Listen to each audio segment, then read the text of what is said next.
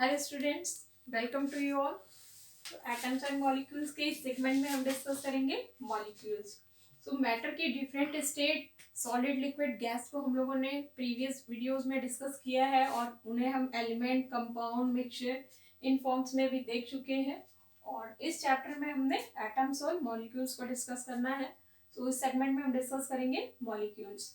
Atom क्या है? वो स्मॉलेस्ट पार्ट है जो भी हमारे आसपास मैटर है और वो ही केमिकल रिएक्शन में पार्टिसिपेट करते हैं। बट फ्रीली नेचर में जो है वो एटम्स एग्जिस्ट नहीं करते हैं।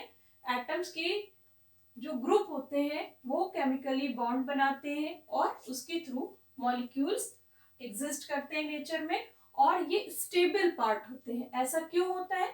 क्योंकि एटम जो है वो स्टेबल नहीं है।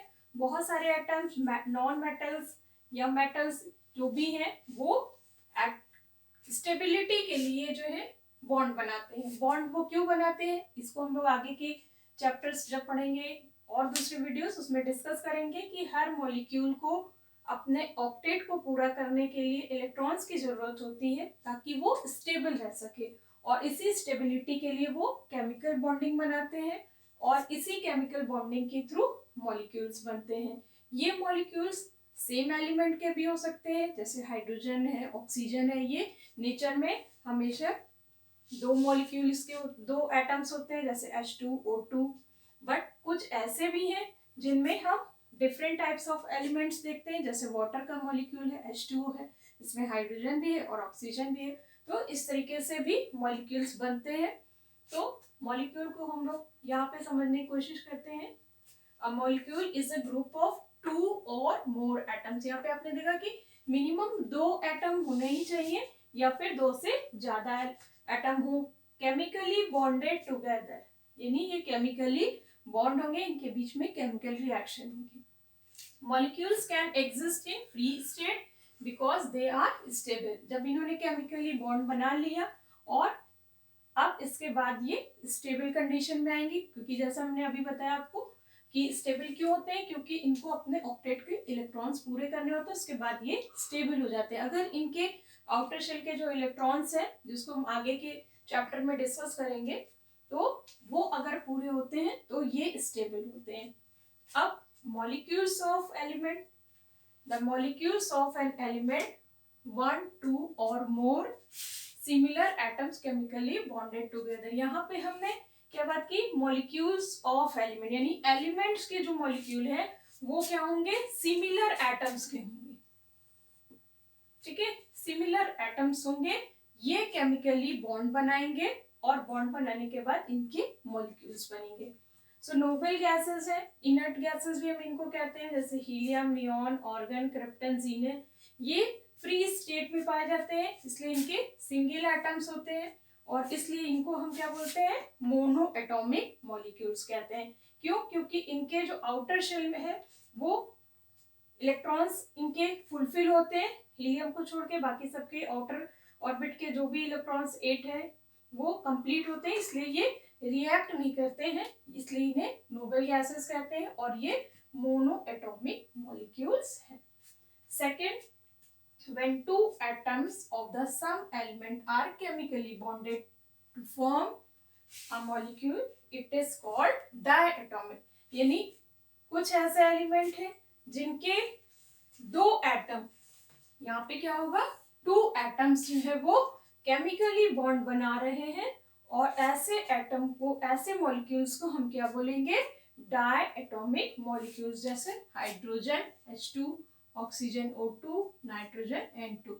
ठीक, नेक्स्ट है when 3 एटम्स, यहाँ पे ये ध्यान देने की बात है, यहाँ पे 3 एटम्स है, वो भी सेम एलिमेंट्स के हैं, ये भी बॉन्ड बना रहे हैं chemically to form its molecule, it is called triatomic molecule. जैसे ओजोन के केस में O3, तो ओजोन में ऑक्सीजन के 3 एटम है, इसलिए ये एक ट्राइएटॉमिक मॉलिक्यूल है और इस तरीके से इनके बीच में बॉन्ड बन रहा है केमिकली और ये ओजोन का मॉलिक्यूल बना रहे हैं।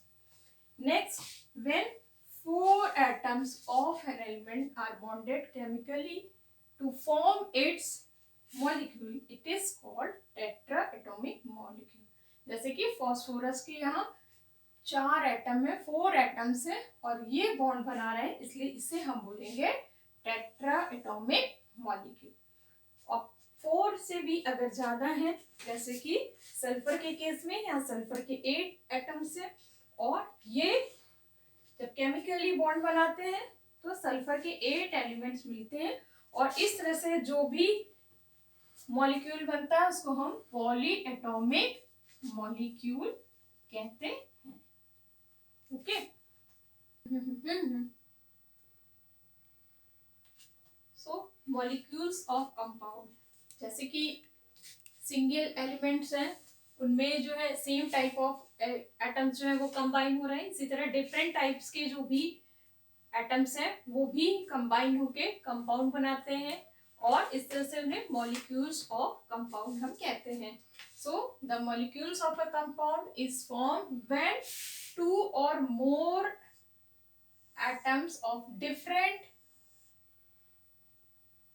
elements combine together chemically, it can exist freely. It means कि यहाँ पे हम क्या देख रहे हैं कि ऐसे एटम्स हैं जो 2 या 2 से ज्यादा भी कोई एटम्स हो सकते हैं, वो केमिकली कंबाइन होते हैं, जैसे वाटर मॉलिक्यूल बन रहा है जहाँ पे हाइड्रोजन के 2 एटम और ऑक्सीजन के 1 एटम के थ्रू वो केमिकली कंबाइन हो रहे हैं और एक वाटर का मॉलिक्यूल बन रहा है।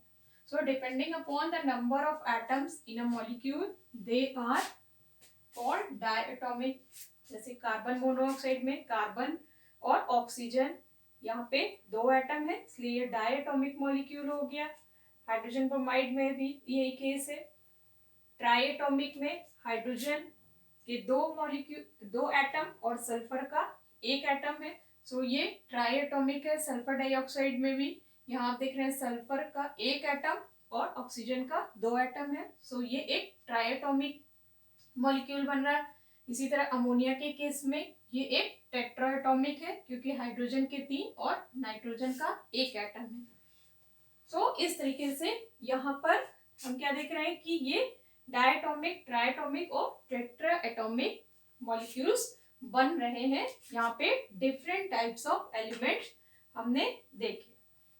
अब ये जो भी एलिमेंट यहाँ पे यूज किए गए ये किस रेशियो में है, इनके कितने एटम पार्टिसिपेट कर रहे हैं एक मॉलिक्यूल बनाने में, यहाँ पर जो लोअर सबस्क्रिप्ट ये लिखा हुआ है इसी के थ्रू हमें ये पता चलता है कि किसी भी एटम के कितने पार्ट यानी कितना एटम यहाँ पर यूज हो रहा है। जैसे अमोनिया के केस में आप देख रहे हैं NH3 यानी H3, ये 3 ये इंडिकेट कर रहा है कि हाइड्रोजन के 3 एटम यहाँ पर पार्टिसिपेट कर रहे हैं अमोनिया के formation.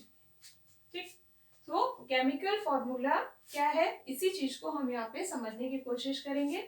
A chemical formula of an element signifies how many times are present in one molecule of that element. It means कि कोई भी एलिमेंट केमिकल फॉर्मूला में एक मॉलिक्यूल बनाने के लिए कितना प्रेजेंट है वो उसका क्या कहलाएगा, केमिकल फॉर्मूला। ओके, अब chemical formula is also known as molecular formula, और केमिकल फॉर्मूला को हम क्या कहते हैं, मॉलिकुलर फॉर्मूला भी कहते हैं। That represent the composition of the substance in terms of the symbol of the elements present in it. जैसे कि हमने प्रीवियस वीडियो में डिस्कस किया था कि हम किसी भी एलिमेंट को कैसे रिप्रेजेंट करते हैं, सिंबल्स के थ्रू रिप्रेजेंट करते हैं। और केमिकल रिएक्शंस जब हम इंडिकेट कर रहे हैं किसी भी एलिमेंट को दिखाने के लिए वहां पे हम सिंबल का यूज करते हैं। तो जो भी सिंबल्स हैं वो कितने नंबर में है उस चीज किसी भी कॉम्पोजिशन में, वो सिंबल्स ये आपको बता रहा है कि उसके कितने मॉलिक्यूल या कितने एटम बन रहे हैं या कितने एटम्स वहां पर यूज हुए हैं। इसको से एग्जांपल आप समझने की कोशिश करिए। जैसे ये वाटर का मॉलिक्यूल है H2O, ये क्या है, 1 मॉलिक्यूल ऑफ वाटर, यानी एक मॉलिक्यूल बना है वाटर का जिसमें H2 है। H2 क्या रिप्रेजेंट कर रहा है, ये सबस्क्रिप्ट ही ये बता रहा है कि हाइड्रोजन के यहाँ पर 2 एटम यूज हुए हैं। ऑक्सीजन सिंगल है, O है, सो एक एटम है यहाँ पर ऑक्सीजन का। तो इस तरीके से ये आपने समझा कि हाइड्रोजन और ऑक्सीजन जो है वो कितने कितने एटम्स यूज हुए हैं। और H2O ये इसका केमिकल फॉर्मूला हो गया वाटर का। इसी तरह से HCl के केस में आप देख रहे हैं हाइड्रोजन का एक एटम और क्लोरीन का भी एक एटम है। अमोनिया के केस में भी नाइट्रोजन का एक एटम और हाइड्रोजन के 3 एटम है। इसी तरीके से मीथेन CH4, इसमें भी आप देख रहे हैं कि कार्बन का एक एटम है, बट हाइड्रोजन यहाँ पर आप देख रहे हैं कि इसके 4 एटम मीथेन के फॉर्मेशन में यूज हो रहे हैं। और C6H12O6 ये ग्लूकोज का केमिकल फॉर्मूला, जिसमें कार्बन के 6, हाइड्रोजन के 12 और ऑक्सीजन के 6 एलिमेंट जो है वो पार्टिसिपेट कर रहे हैं। यानी ये इनका केमिकल फॉर्मूला है जिसमें कार्बन 6, हाइड्रोजन 12 एंड ऑक्सीजन के 6 एटम केमिकली पार्टिसिपेट करके एक मॉलिक्यूल बना रहे हैं ग्लूकोज का।